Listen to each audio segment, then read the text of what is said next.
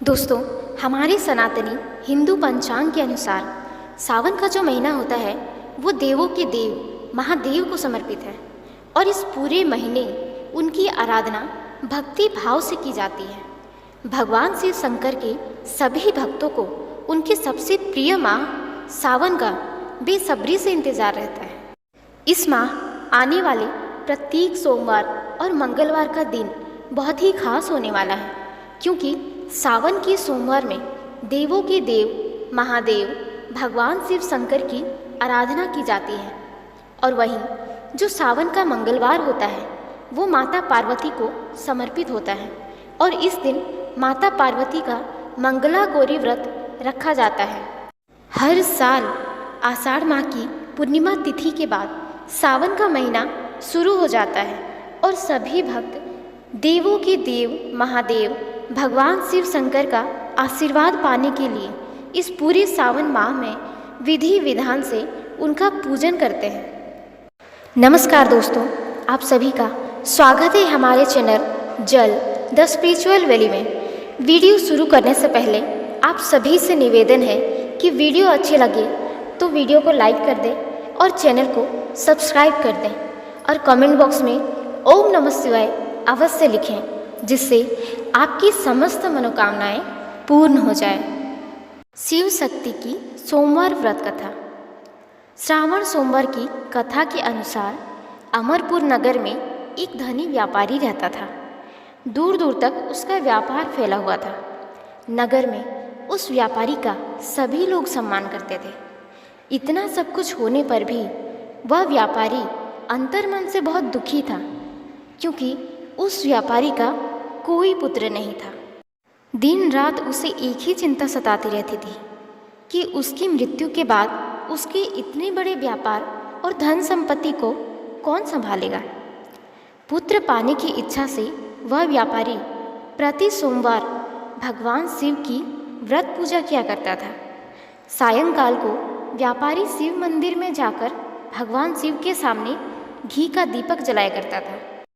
उस व्यापारी की भक्ति देखकर एक दिन माता पार्वती ने भगवान शिव से कहा, हे प्राणनाथ, यह व्यापारी आपका सच्चा भक्त है। कितने दिनों से यह सोमवार का व्रत और पूजा नियमित कर रहा है। स्वामी, आप इस व्यापारी की मनोकामना अवश्य पूर्ण करें।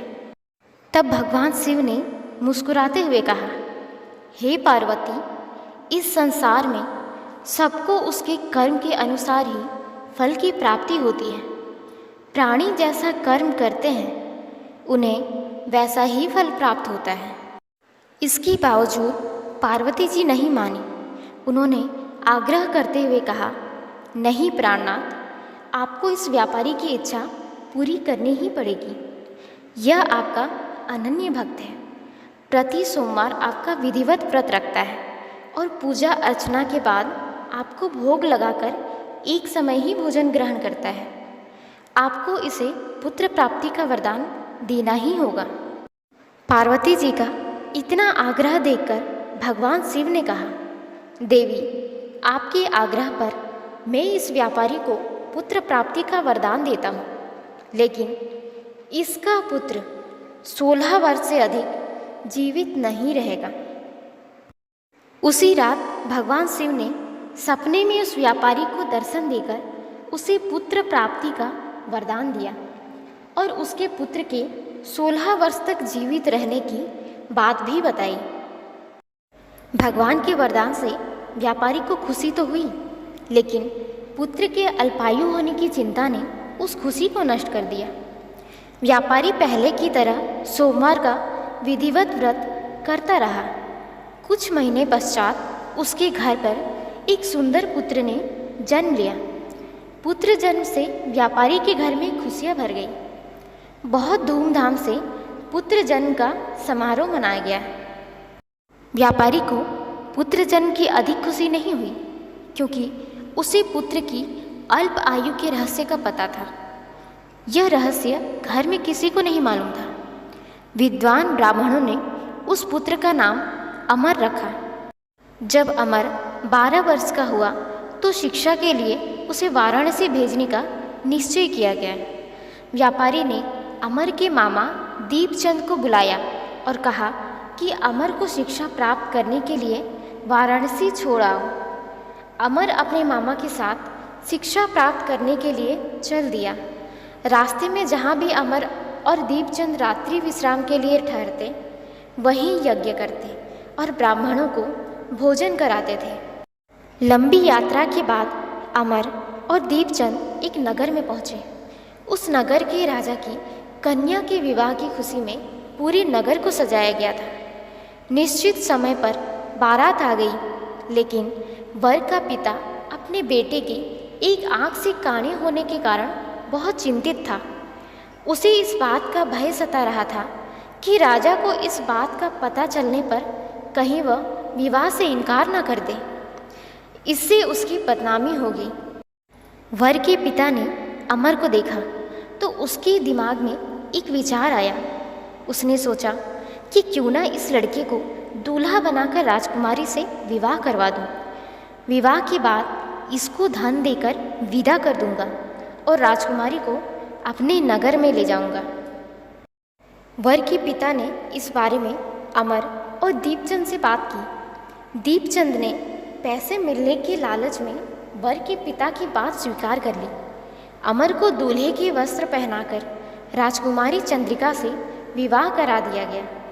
राजा ने बहुत सारा धन और उपहार देकर राजकुमारी को विदा किया। अमर जब लौट रहा था तो सच नहीं छिपा सका और उसने राजकुमारी की ओढ़नी पर लिख दिया, राजकुमारी चंद्रिका, तुम्हारा विवाह तो मेरे साथ हुआ था। मैं तो वाराणसी में शिक्षा प्राप्त करने जा रहा हूँ। अब तुम्हें जिस नव युवक की पत्नी बनना पड़ेगा वह काणा है। जब राजकुमारी ने अपनी ओढ़नी पर लिखा हुआ पढ़ा तो उसने काणे लड़के के साथ जाने से इनकार कर दिया। राजा ने सारी बातें जानकर राजकुमारी को महल में रख लिया। उधर अमर अपने मामा दीपचंद के साथ वाराणसी पहुंच गया। अमर ने गुरुकुल में पढ़ना शुरू कर दिया। जब अमर की आयु 16 वर्ष पूरी हुई तो उसने एक यज्ञ किया। यज्ञ की समाप्ति पर ब्राह्मणों को भोजन कराया और खूब अन्न और वस्त्र का दान किया। रात को अमर अपने शयन कक्ष में सो गया। शिव के वरदान के अनुसार शयनावस्था में ही अमर के प्राण पखेरु उड़ गए। सूर्योदय पर मामा अमर को मृत देखकर रोने पीटने लगा। आसपास के लोग भी एकत्र होकर दुख प्रकट करने लगे। मामा के रोने, विलाप करने के स्वर समीप से गुजरते हुए भगवान शिव और माता पार्वती ने भी सुने। पार्वती जी ने भगवान से कहा, प्राणनाथ, मुझसे इसके रोने के स्वर सहन नहीं हो रहे हैं। आप इस व्यक्ति के कष्ट अवश्य दूर करें। भगवान शिव ने पार्वती जी के साथ अदृश्य रूप में समीप जाकर अमर को देखा तो पार्वती जी से बोले, पार्वती, यह तो उसी व्यापारी का पुत्र है। मैंने इसे 16 वर्ष की आयु का वरदान दिया था। इसकी आयु तो पूरी हो गई। पार्वती जी ने फिर से भगवान शिव जी से निवेदन किया, हे प्राणनाथ, आप इस लड़के को जीवित करें, नहीं तो इसके माता पिता पुत्र की मृत्यु के कारण रो रो कर अपने प्राणों का त्याग कर देंगे। इस लड़के का पिता तो आपका परम भक्त है। वर्षों से सोमवार का व्रत करते हुए आपको भोग लगा रहा है। पार्वती के आग्रह करने पर भगवान शिव ने उस लड़के को जीवित होने का वरदान दिया और कुछ ही पल में वह जीवित होकर उठ बैठा। शिक्षा समाप्त करके अमर मामा के साथ अपने नगर की ओर चल दिया। दोनों चलते हुए उसी नगर में पहुँचे जहाँ अमर का विवाह हुआ था। उस नगर में भी अमर ने यज्ञ का आयोजन किया। समीप से गुजरते हुए नगर के राजा ने यज्ञ का आयोजन देखा। राजा ने अमर को तुरंत पहचान लिया। यज्ञ समाप्त होने पर राजा अमर और उसके मामा को महल ले गए और कुछ दिन उन्हें महल में रखकर बहुत सारे धन और वस्त्र देकर राजकुमारी के साथ विदा कर दिया। रास्ते में सुरक्षा के लिए राजा ने बहुत सारे सैनिकों को भी साथ भेजा। दीपचंद ने नगर में पहुंचते ही एक दूत को घर भेजकर अपने आगमन की सूचना भेजी। अपने बेटे अमर के जीवित वापस लौटने की सूचना से व्यापारी बहुत प्रसन्न हुआ। व्यापारी अपनी पत्नी के साथ स्वयं को एक कमरे में बंद कर रखा था। भूखे प्यासे रहकर व्यापारी और उसकी पत्नी बेटे की प्रतीक्षा कर रहे थे।